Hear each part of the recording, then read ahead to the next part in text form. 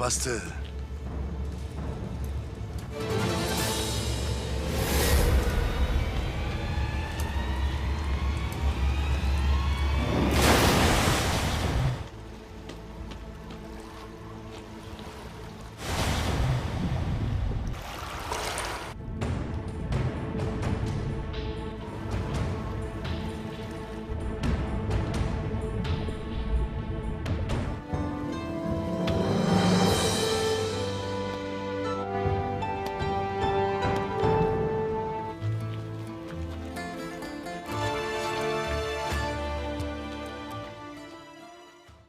अस्सलाम वालेकुम नाज़रीन।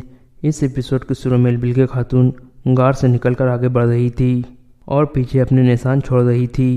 थोड़ी देर बाद बेबौलत भी बाहर आ जाता है और एलबिल खातून का निशान देख लेता है और फिर खड़ा होकर कहता है, हम इन निशानों के पीछे जाएंगे। ये कहकर वो चल पड़ता है। इसी दौरान एलबिल खातून मुसलसल आगे बढ़ रही थी, जबकि बेबौलत और उसके सिपाही उसके पीछे आ रहे थे।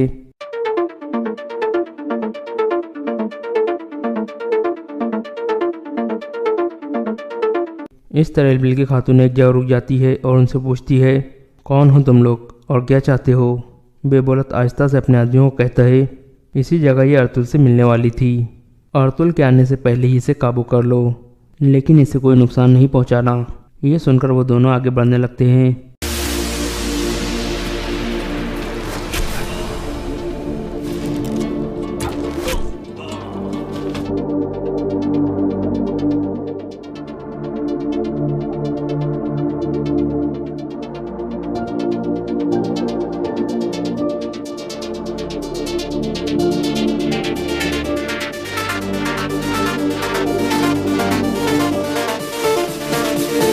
इस तरह अर्तुल गाजी दोनों आदमियों को मारकर आगे आ जाते हैं और कहते हैं, खेल खत्म हो गया अलबास्ती।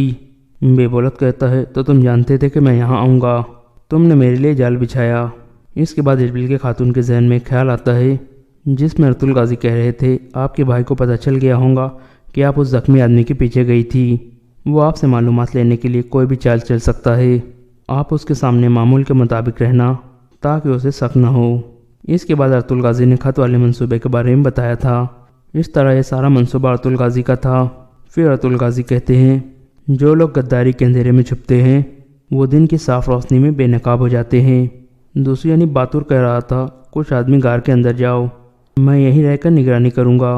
अर्तुल किसी भी वक्त यहाँ आ सकता है। ये सुनकर कुछ आदमी आगे बढ़ने लगते हैं, लेकिन ऐन उस वक्त तुरगुत और उसके सिपाही वहाँ आ जाते हैं। ये देखकर बातुर कहता है, ये एक जाल है। ये कहकर वो खड़ा हो जाता है और फिर आगे आकर कुछ आदमियों को बेबौलत की हिफाजत के लिए भेज देता है और ख़ुद तुरगुत के सामने खड़ा हो जाता है। इतने में उसके कुछ मजीद आदमी भी आ जाते हैं। तुरगुत कहता है, सिपाहियों, हम इनसे निपट कर जल्दी से अर्तुल साहब की तरफ जाएंगे। ये सुनकर वो सब अपनी तलवारें निकाल लेते हैं। दूसरी यानी अर्तुल गाजी कह रहे थे, अब हर कोई जान लेगा कि तुम कौन हो। अभी तक हमने तुम्हें बेबौलत के तौर पर देखा है, अब लोगों को पता चलेगा कि तुम अलबास्ती थे। ये सुनकर बेबौलत अपना नकाब हटा देता है।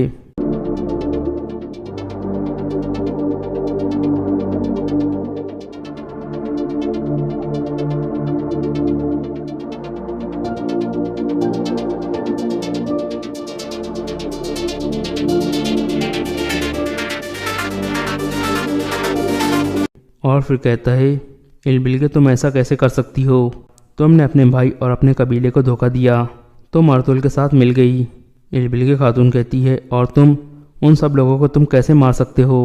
मैं तुम्हें एक बहादुर आदमी समझती थी, लेकिन तुम मासूम बच्चों और लोगों को मारने वाले एक कातिल निकले।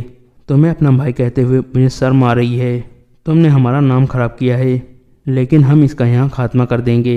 बेबौलत कहता है, मैं गद्दार नहीं हूँ, मैंने सही किया है। मैंने सिर्फ गद्दार तुर्क कबीलों का शिकार किया है। मैंने उन बेवकूफ़ों को मंगोलों के खिलाफ जद्दोजहद से रोका ताकि बहुत से मासूमों की जान बच सके। मैंने जो भी किया अपनी रियासत की बेहतरी के लिए किया है ताकि हम मंगोलों के गुस्से से बच सके। अर्तुल गाजी कहते हैं, तुम ऐसा कहकर अपनी गद्दारी को छुपाना चाहते हो। अगर तुम जैसे गद्दार ना होते तो हमारी रियासत कभी मंगोलों का शिकार न बनती। अब तुम्हारे साथ वही होगा जो हमारी रवायत कहती है।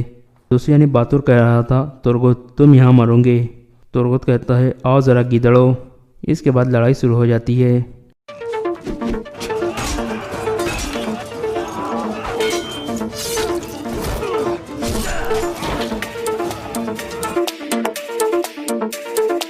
दूसरी यानी बेबोलत कह रहा था तो तुम लोग पूरा मंसूबा बना कर आए हो।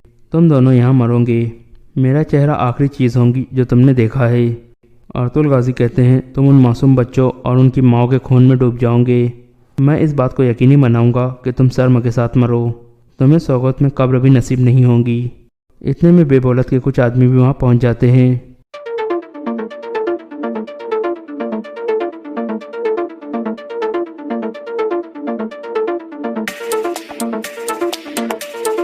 फिर बेबोलत कहता है मैं सौगत से तुम्हारा नाम मिटा दूंगा।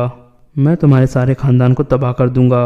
मैं तुम्हारे साथ हाथ मिलाने वाले सभी लोगों को मार दूंगा और इसकी शुरुआत मैं तुम दोनों से करूंगा। अर्तुल गाजी कहते हैं तो आओ ज़रा। बेबोलत अपने आदमियों को कहता है दोनों को मार दो।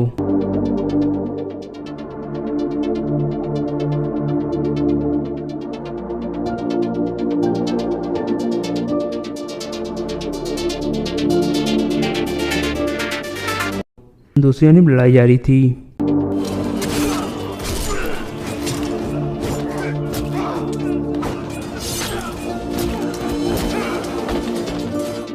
इस तरह वो सबको गिरा देते हैं।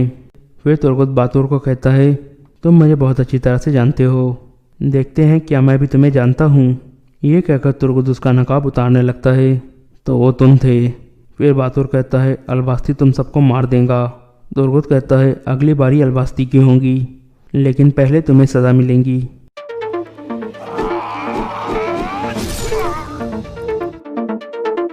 इस तरह तुर्गुत बातुर को मार देता है और फिर मलिक शाह को कहता है तुम गिरफ्तार आदमियों पर नज़र रखो और दुमरुल तुम मेरे साथ आओ। हम अर्तुल साहब की तरफ जा रहे हैं। दूसरी यानी लड़ाई शुरू हो चुकी थी।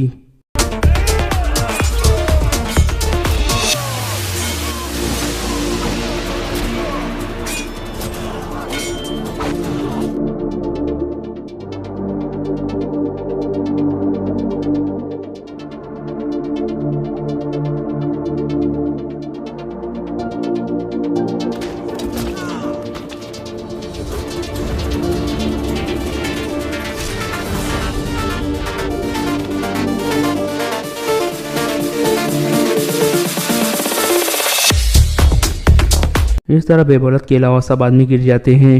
फिर बेबोलत कहता है अब तुम्हारा खात्मा है अर्तुल। ये कहकर वो अर्तुल गाजी पर हमला कर देता है।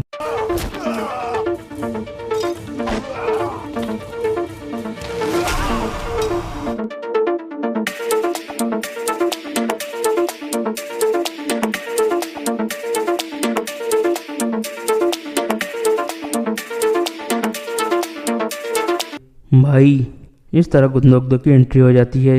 फिर वो बुलंद आवाज़ में कहता है एक दफ़ा आपने कहा था कि शिकार मेरा और जिरगा आपका है भाई। अब हम दोनों शिकार करेंगे।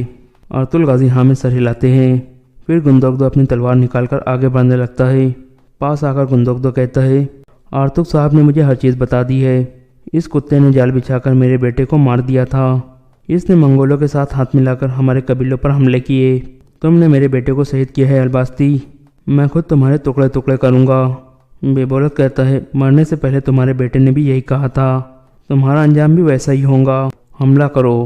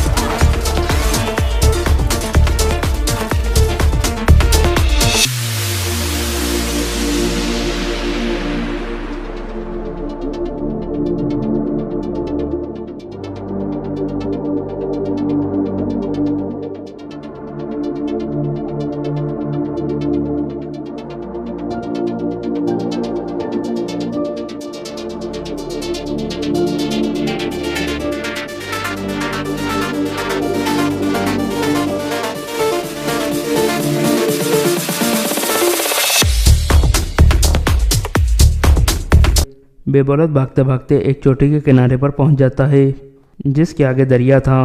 इस तरह वो रुक जाता है। इतने में अर्तुल गाजी, गुंदोगदो और इलबिल के खातून भी वहाँ पहुँच जाते हैं।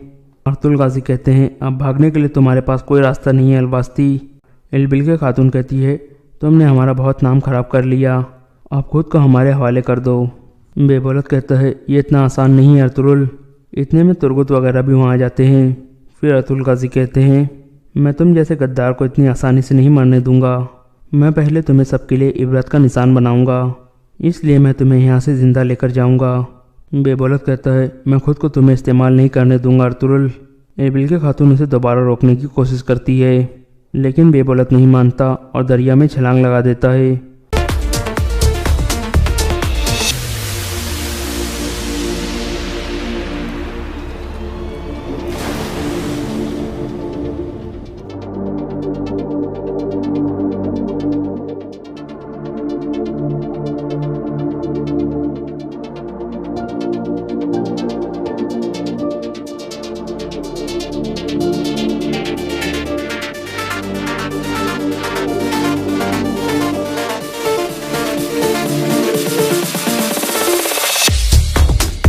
اس کے بعد ارطغرل غازی کہتے ہیں دمرل کچھ سپاہیوں کو لے کر نیچے دریا کی طرف جاؤ اور الباستی کی لاش کے بغیر واپس نہ آنا۔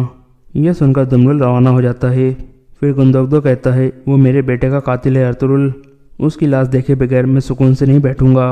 ارطغرل غازی کہتے ہیں جلد یا دیر سے اس کی لاش اوپر آ جائیں گی بھائی۔ گندوگدو کہتا ہے انشاءاللہ۔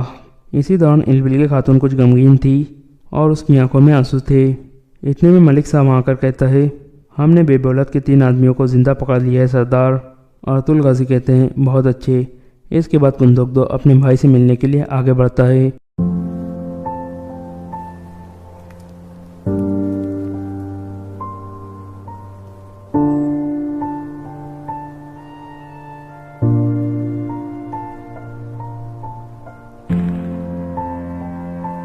پھر ارطغرل غازی پوچھتے ہیں کیا قبیلے میں کسی کو پتہ ہے کہ آپ یہاں آئے ہیں؟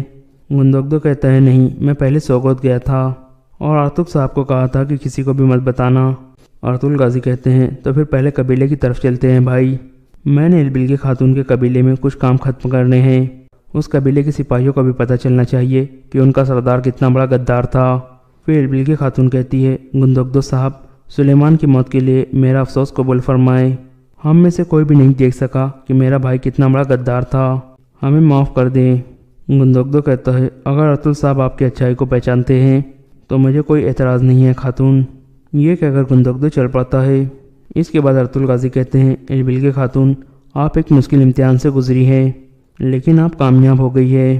میں جانتا ہوں کہ آپ نے جو کیا ہے وہ آسان نہیں تھا، آپ یہ جان لیں کہ آپ نے ایسا کر کے بہت سے معصوموں کی جان بچائی ہے۔ ایربل خاتون کہتی ہے ارطغرل صاحب اگر آپ نہ ہوتے تو میں کبھی بھی حقیقت کو دیکھ نہ پاتی، آپ کی وجہ سے میری آنکھوں کا پردہ اتر گیا ہے، یہ میرا سب سے بڑا انعام ہے۔ پھر ارطغرل غازی کہتے ہیں سپاہیوں پکڑے جانے والے سپاہیوں کو لے کر عمر قبیلے کی طرف چلے جاؤ۔ یہ سن کر وہ روانہ ہو جاتے ہیں۔ پھر ارطغرل غازی اور ایربل خاتون بھی چل پڑتے ہیں۔ دوسری جانب کائی قبیلے میں سلجان خاتون اپنے بیٹے سلیمان کو یاد کر کے رو رہی تھی۔ اسی دوران عمر قبیلے میں سرما بہت پریشان تھی اور کہہ رہی تھی ایسا لگ رہا ہے جیسے دنیا رک گئی ہو، بھائی کی طرف سے کوئی خبر نہیں آئی، کہاں ہے وہ؟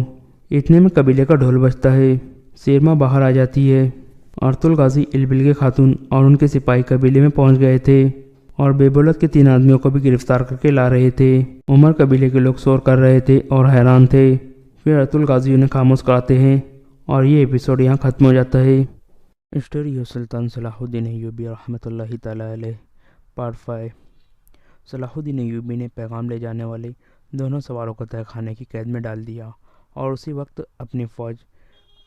اپنی نئی فوج کا دستہ بھیج کر ناجی اور اس کے 3 نائبین کو ان کے مکانوں میں نظر بند کر کے پہرا لگا دیا۔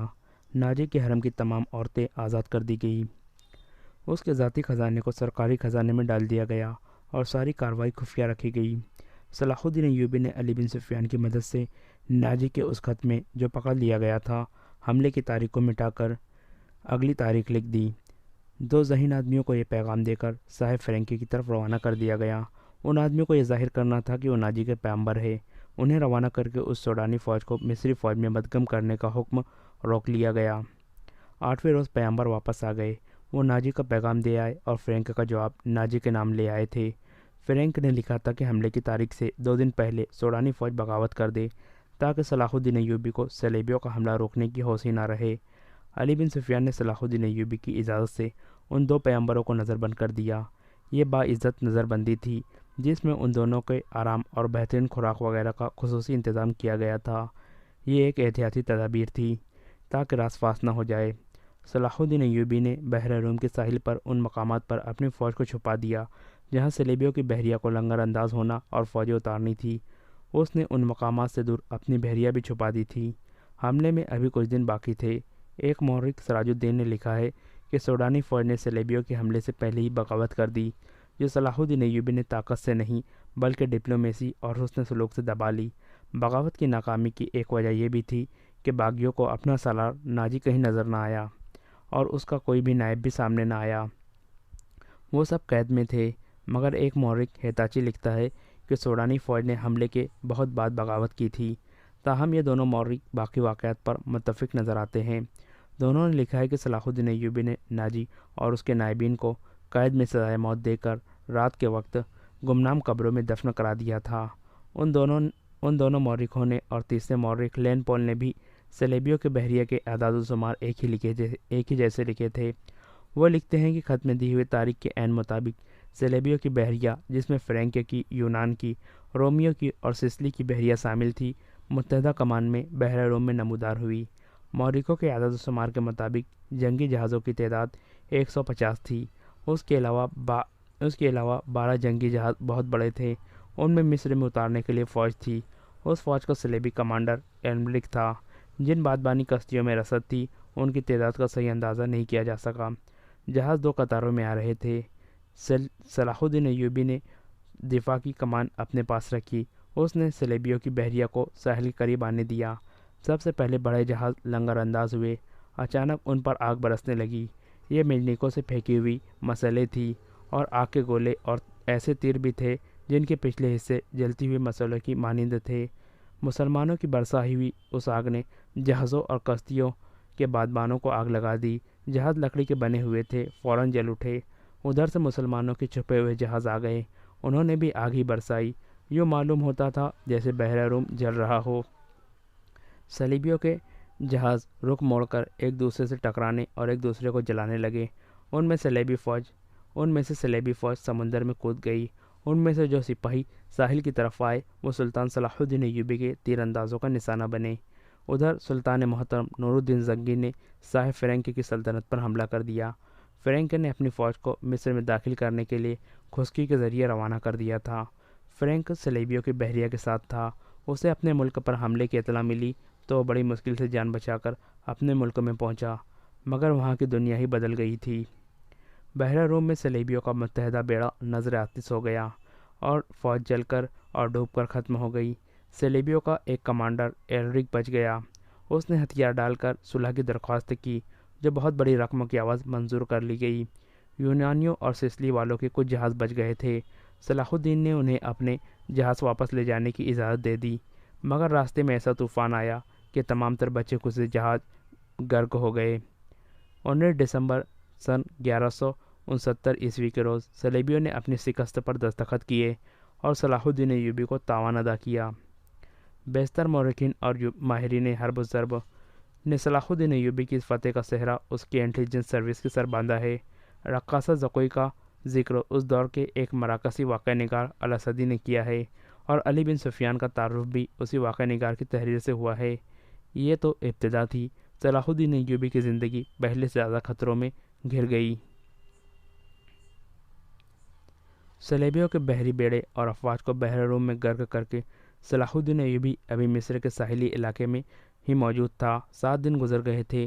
صلیبیوں سے تاوان وصول کیا جا چکا تھا، مگر بحر روم ابھی تک بچے کچے بحری جہازوں کو اور کشتیوں کو نگل رہا اور انسانوں کو اگل رہا تھا۔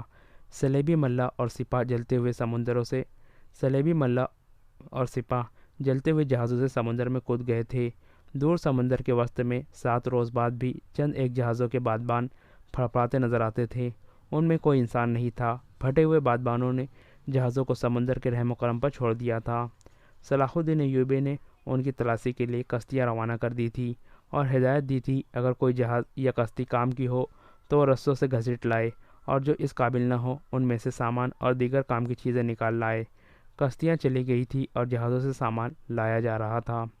ان میں زیادہ تر اسلحہ اور کھانے پینے کا سامان تھا یا لاشیں۔ سمندر میں لاشوں کا یہ عالم تھا کہ لہریں انہیں اٹھا اٹھا کر ساحل پر پٹک رہی تھی۔ ان میں کچھ تو جلی ہوئی تھی اور کچھ مچھلیوں کی کھائی ہوئی تھی۔ بہت سی ایسی تھی جن میں تیر پیوست تھے۔ صلاح الدین ایوبی نے صلیبیوں کے تیروں، نیزوں، تلواروں اور دیگر اسلحہ کا معائنہ بڑی غور سے کیا تھا۔ انہیں اپنے اسلحہ کے ساتھ رکھ کر مضبوطی اور مار کا مقابلہ کیا تھا۔ زندہ لوگ بھی تختوں اور ٹوٹی ہوئی کشتیوں پر تیرتے ابھی تک سمندر سے باہر آ رہے تھے۔ ان میں بھوکے پیاسے تھے اور ہارے ہوئے لوگوں کو لہریں جہاں کہیں ساحل پر لا پھینکتی تھی وہ وہیں نڈال ہو کر گر پڑتے اور مسلمان انہیں پکڑ لاتے تھے۔ ساحل کی میلوں لمبائی میں یہی عالم تھا۔ صلاح الدین ایوبی نے اپنی سپاہ کو سمندر کے سارے ساحل پر پھیلا دیا تھا اور انتظام کیا تھا کہ جہاں کوئی بھی قیدی سمندر سے نکلے اسے وہیں خشک کپڑے اور خوراک دی جائے اور جو زخمی ہو ان کی مرہم پٹی بھی وہیں کی جائے۔ اس اہتمام کے بعد قیدیوں کو ایک جگہ جمع کیا جا رہا تھا۔ صلاح الدین ایوبی گھوڑے پر سوار ساحلی علاقے میں گھوم پھر رہا تھا۔ وہ اپنے خیمے سے کوئی 2 میل دور نکل گیا تھا۔ آگے چٹانی علاقہ آ گیا تھا۔ چٹانوں کی ایک سمت سمندر اور عقب میں صحرا تھا۔ یہ سرسبز صحرا تھا جہاں کھجور کے علاوہ دوسری اقسام کے صحرائی درخت اور جھاڑیاں تھیں۔ سلطان ایوبی گھوڑے سے اترا اور پیدل چٹانوں کے دامن میں چل پڑا۔ محافظ دستے کے 4 سوار اس کے ساتھ تھے۔ اس نے اپنا گھوڑا محافظوں کے حوالے کیا اور انہیں وہیں ٹھہرنے کو کہا۔ اس کے ساتھ 3 سالار تھے۔ ان میں اس کا رفیق خاص بہاؤالدین صداد بھی تھا۔ وہ اس مارکے سے ایک ہی روز پہلے عرب سے اس کے پاس آیا تھا۔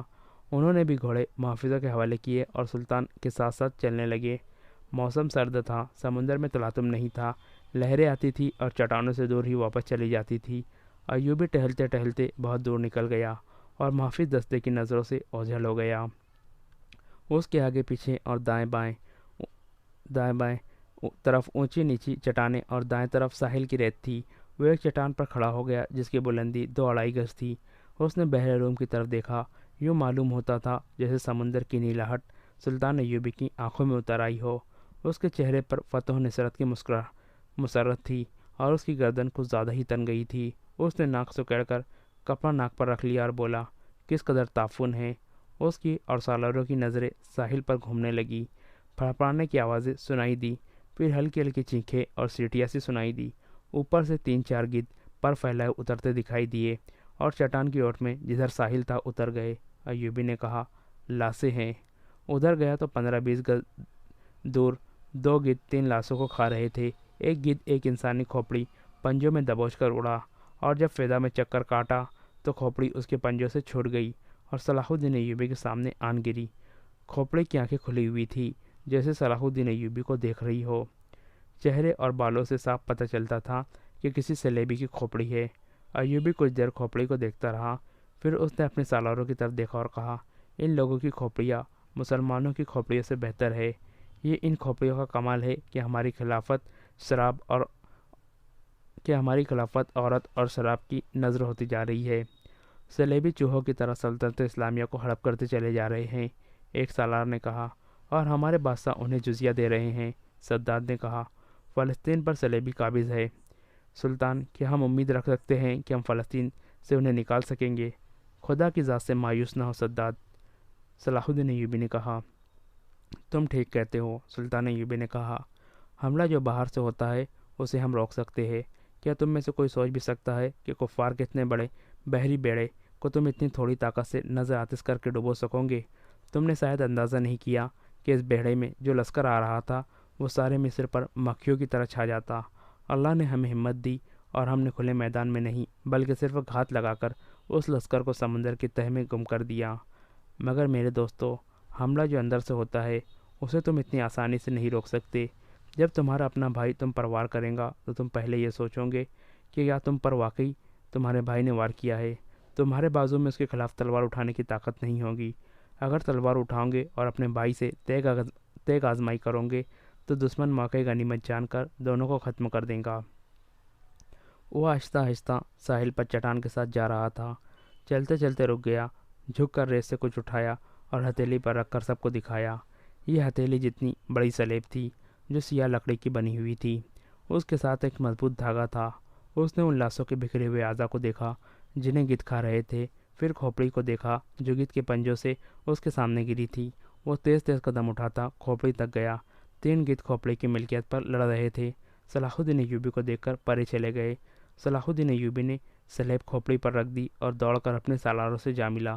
کہنے لگا، میں نے سلیبیوں کے ایک قیدی افسر سے باتیں کی تھی، اس کے گلے میں بھی سلیب تھی۔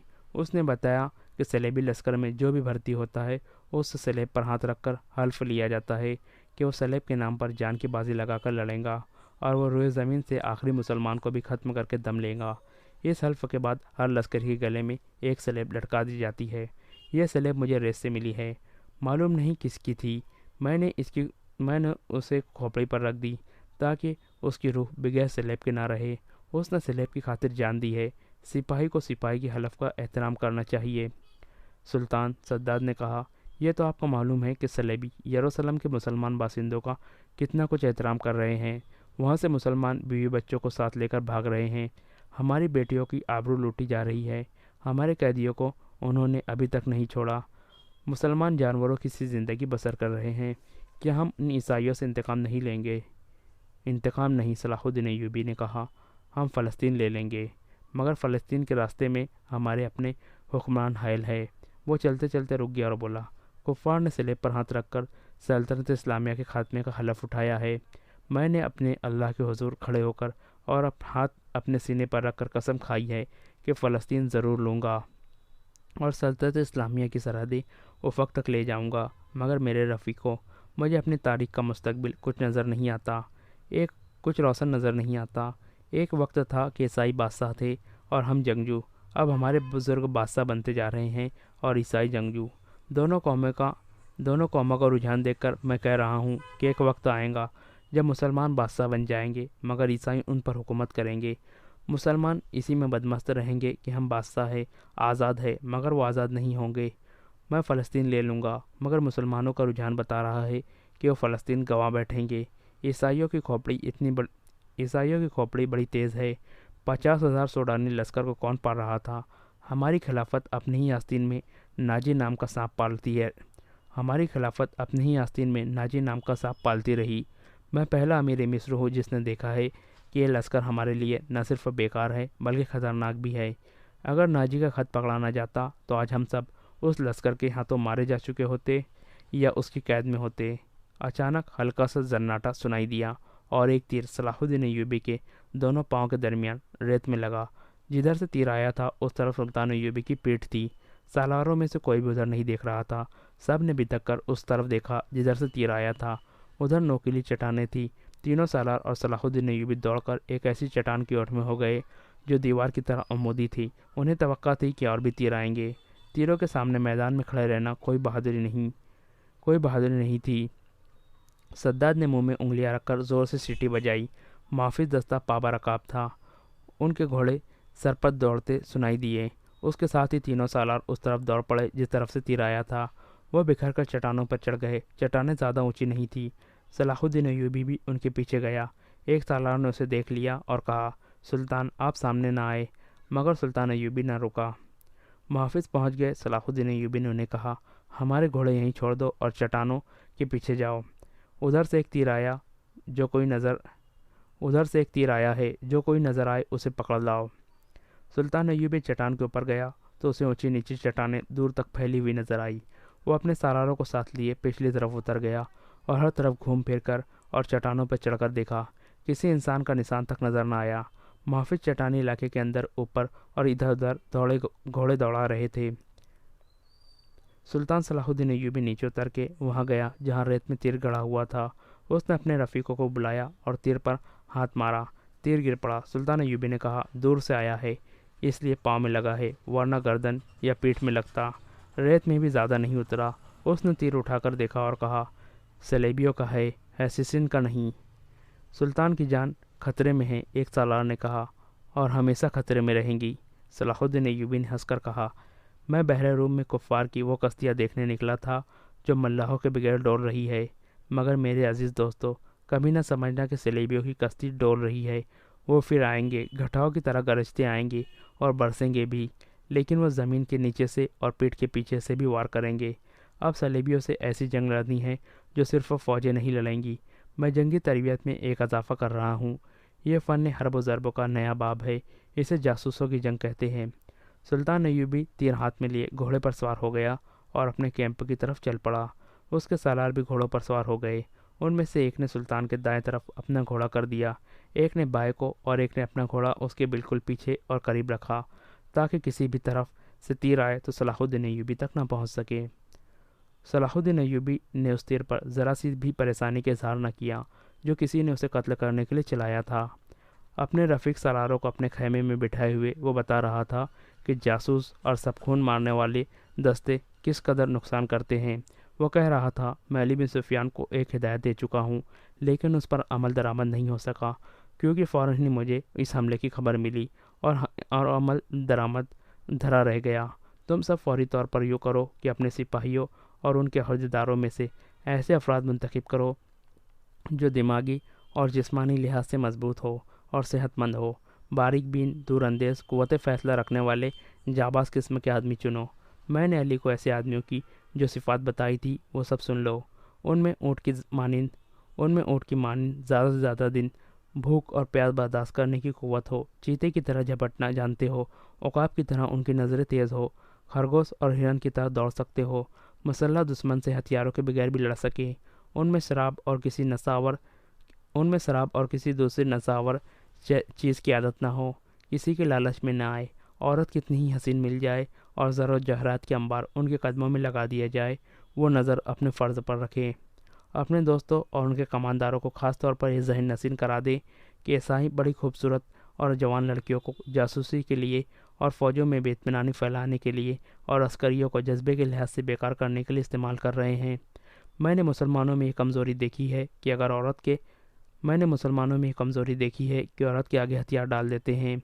میں مسلمان عورت کو ان مقاصد کے لیے دشمن کے علاقے میں کبھی نہیں بھیجوں گا۔ ہم عصمتوں کے محافظ ہیں، عصمت کو ہتھیار نہیں بنائیں گے۔ علی بن سفیان نے چند ایک لڑکیاں رکھی ہوئی ہے لیکن وہ مسلمان نہیں ہے اور وہ عیسائی بھی نہیں، مگر میں عورت کا قائل نہیں ہوں۔ محافظ دستے کا کمانڈر خیمے میں آیا اور اطلاع دی کہ محافظ کچھ لڑکیوں اور آدمیوں کو ساتھ لائے ہے۔ سلطان ایوبی باہر نکلا، اس کے تینوں سالار بھی ساتھ تھے۔ باہر 5 آدمی کھڑے تھے جن کے لمبے چگے، دستارے اور ڈیڑھ ڈول بتا رہی تھی کہ تاجر ہے اور سفر میں ہیں۔ ان کے ساتھ 7 لڑکیاں تھیں، ساتوں جوان تھیں، ایک سے ایک بڑھ کر خوبصورت۔ ان محافظوں میں سے ایک نے جو سلطان ایوبی پر تیر چلانے کی تلاش میں گئے تھے بتایا کہ انہوں نے تمام علاقہ چھان مارا، انہیں کوئی آدمی نظر نہیں آیا۔ دور پیچھے گئے تو یہ لوگ 3 اونٹوں کے ساتھ ڈیرا ڈالے ہوئے تھے، کیا ان کی تلاشی لی ہے؟ ایک سالار نے پوچھا۔ لی ہے، محافظ نے جواب دیا۔ یہ کہتے ہیں کہ یہ تاجر ہیں، ان کا سارا سامان کھلوا کر دیکھا ہے، جامع تلاشی بھی لی ہے، ان کے پاس ان خنجروں کے سوا اور کوئی ہتھیار نہیں ہے۔ اس نے 5 خنجر سلطان ایوبی کے قدموں میں رکھ دیے۔ ہم مراکز کے تاجر ہیں، ایک تاجر نے کہا، سکندریہ تک جائیں گے۔ 2 روز گزرے، ہمارا قیام یہاں سے 10 کوس پیچھے تھا۔ پرسوں شام یہ لڑکیاں ہمارے پاس آئی، ان کے کپڑے بھیگے ہوئے تھے۔ انہوں نے بتایا کہ یہ سسلی کی رہنے والی ہے، انہیں عیسائی فوج کا ایک کمانڈر گھروں سے پکڑ کر ساتھ لے آیا تھا اور ایک بحری جہاز میں سوار کیا۔ ان کے ماں باپ غریب ہے۔ یہ کہتی ہے کہ بے شمار جہاز اور کشتیاں چل پڑی۔ لڑکیوں والے جہاز میں چند اور کماندار قسم کے آدمی تھے اور ان کی فوج بھی تھی۔ وہ سب ان لڑکیوں کے ساتھ شراب پی کر عیش و عشرت کرتے رہے۔ اس ساحل کے قریب آئے تو جہازوں پر آگ کے گولے گرنے لگے، تمام لوگ جہاز سے سمندر میں کودنے لگے۔ ان لڑکیوں کو انہوں نے ایک کشتی میں بٹھا کر جہاز سے سمندر میں اتار دیا۔ یہ بتاتی ہے کہ انہیں کشتی چلانے نہیں آتی تھی۔ کشتی سمندر میں ڈولتی اور بھٹکتی رہی، پھر ایک روز خود اس ساحل سے آ لگی۔ ہمارا قیام ساحل کے ساتھ تھا، یہ ہمارے پاس آ گئی، بڑی ہی بری حالت میں تھی۔ ہم نے انہیں پناہ میں لے لیا، ہم انہیں دھتکار نہیں سکتے تھے۔ ہمیں کچھ سمجھ میں نہیں آ رہی تھی کہ ان کا کیا کرے۔ پچھلے پڑاؤ سے یہاں تک انہیں ساتھ لائے ہیں۔ یہ سوار آ گئے اور ہمارے سامان کی تلاشی لینے لگے۔ ہم نے ان سے تلاشی کی وجہ پوچھی تو انہوں نے بتایا کہ امیر مصر صلاح الدین ایوبی کا حکم ہے۔ ہم نے ان کی منت سماجت کی کہ ہمیں امیر مصر کے حضور لے چلو، ہم عرض کریں گے کہ ان لڑکیوں کو اپنی پناہ میں لے لیں، ہم سفر میں ہیں، انہیں کہاں کہاں لیے پھریں گے۔ لڑکیوں سے پوچھا تو وہ سسلی کی زبان بول رہی تھی، وہ ڈری ڈری سی لگتی تھی۔ ان میں سے 2-3 اکٹھی ہی بولنے لگی۔ صلاح الدین ایوبی نے تاجروں سے پوچھا کہ ان کی زبان کون سمجھتا ہے؟ ایک نے بتایا کہ صرف میں سمجھتا ہوں۔ یہ التجا کر رہی ہے کہ سلطان انہیں پناہ میں لے لے، کہتی ہیں ہم تاجروں کے قافلے کے ساتھ نہیں جائیں گی، کہیں ایسا نہ ہو کہ راستے میں ڈاکو ہمیں پھر اٹھا کر لے جائے۔ ادھر بھی جنگ ہو رہی ہے، ہر طرف عیسائیوں اور مسلمانوں کے سپاہی بھاگتے دوڑتے پھر رہے ہیں۔ ہمیں سپاہیوں سے بہت ڈر آتا ہے۔ ہمیں جب گھروں سے اٹھایا گیا تو ہم سب کنواری تھی، ان فوجیوں نے بحری جہاز میں ہمیں طائفے بنا رکھا۔ ایک لڑکی نے کچھ کہا تو اس کی زبان جاننے والے تاجر نے سلطان ایوبی سے کہا، یہ کہتی ہے کہ ہمیں مسلمانوں کے بادشاہ تک پہنچا دو، ہو سکتا ہے کہ اس کے دل میں رحم آ جائے۔ ایک اور لڑکی بول پڑی، اس کی آواز رندھیائی ہوئی تھی۔ تاجر نے کہا، یہ کہتی ہے کہ ہمیں عیسائی سپاہیوں کے حوالے نہ کیا جائے۔ میں مسلمان ہو جاؤں گی بشرطے کوئی اچھی حیثیت والا مسلمان میرے ساتھ شادی کر لے۔ دو تین لڑکیاں پیچھے کھڑی منہ چھپانے کی کوشش کر رہی تھی، ان کے چہروں پر گھبراہٹ تھی، بات کرتے ہوئے شرماتی یا ڈرتی تھی۔ صلاح الدین ایوبی نے تاجر سے کہا، انہیں کہو کہ عیسائیوں کے پاس نہیں جانا چاہتی، ہم انہیں اسلام قبول کرنے پر مجبور نہیں کر سکتے۔ یہ لڑکی جو کہہ رہی ہے کہ مسلمان ہو جائیں گی بشرطے کوئی مسلمان اس کے ساتھ شادی کر لے، اسے کہو کہ میں اس کی اس پیشکش کو قبول نہیں کر سکتا، کیونکہ یہ خوف اور مجبوری کے عالم میں اسلام قبول کرنا چاہتی ہے۔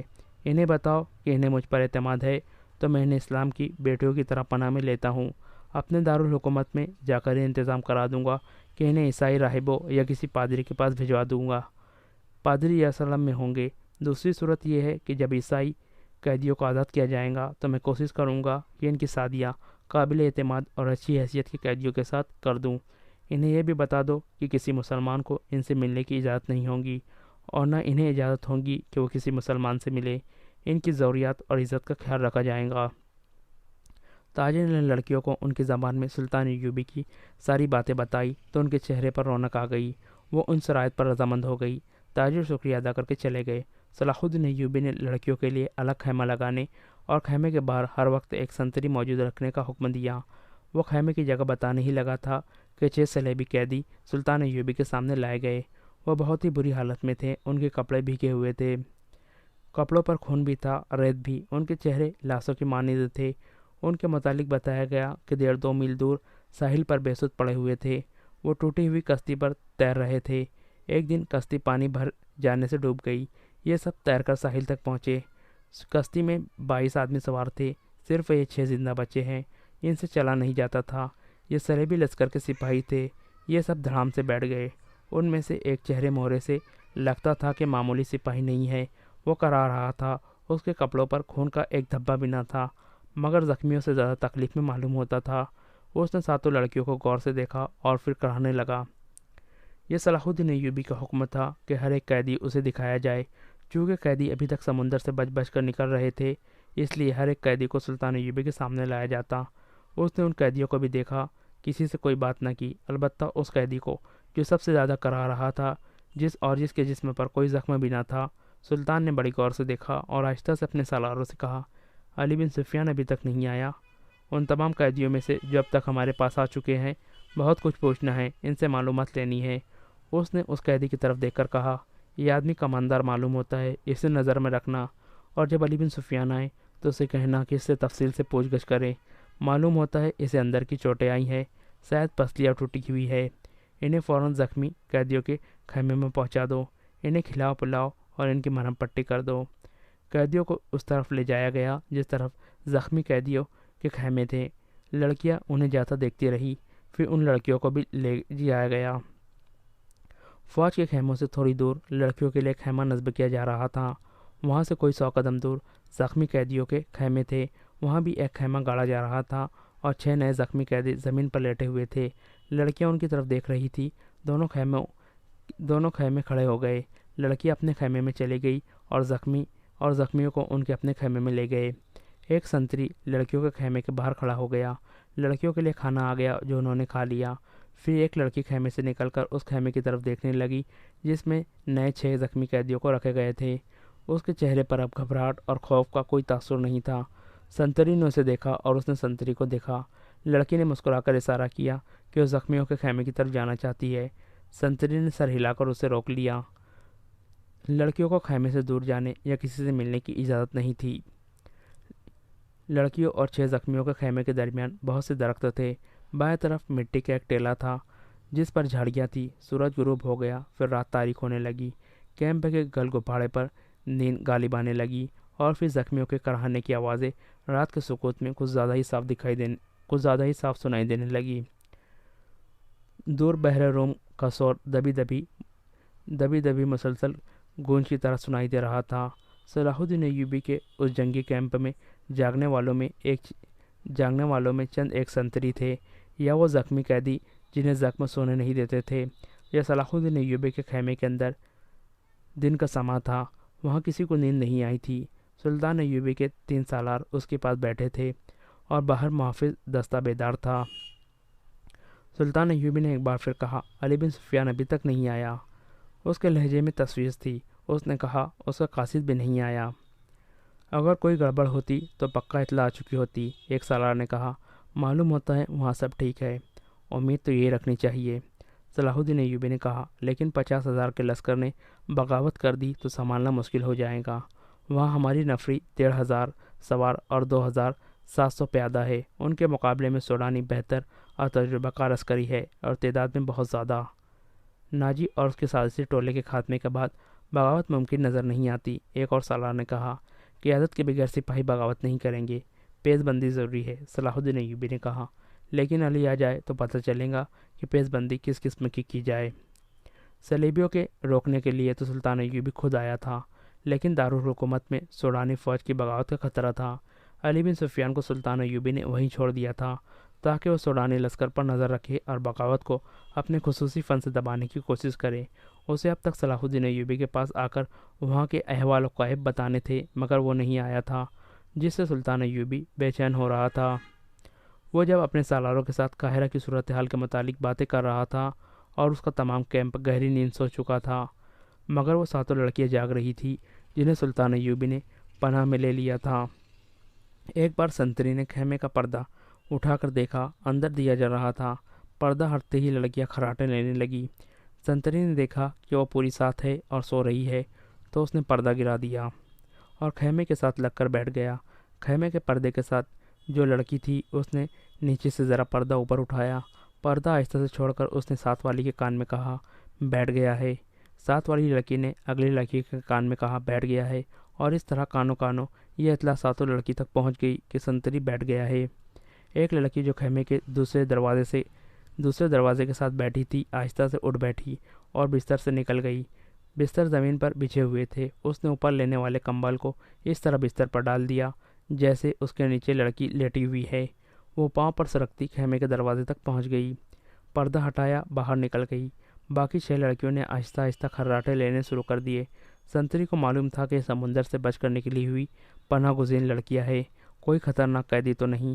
وہ بیٹھ کر اونگتا رہا۔ لڑکی دبے پاؤں ایسے رخ پر ٹیلے کی طرف چلتی گئی جس رخ سے اس کے اور سنتری کے درمیان خیمہ حائل رہا۔ ٹیلے کے پاس پہنچ کر اس نے خیمے کا رخ کر لیا جس میں 6 نئے قیدی رکھے گئے تھے۔ رات تاریک تھی، وہاں کچھ درخت تھے۔ سنتری اب ادھر دیکھتا بھی تو اسے لڑکی نظر نہ آتی۔ لڑکی بیٹھ گئی اور پاؤں پر سرک کر آگے بڑھنے لگی۔ آگے ریت کی ڈھیریاں سی لگی ہوئی تھی، وہ ان کی اوٹ میں سرکتی ہوئی خیمے کے قریب پہنچ گئی، مگر وہاں ایک سنتری ٹہر رہا تھا۔ لڑکی ایک ڈھیری کے پاس لیٹ گئی۔ سنتری اسے سیاہ سائے کی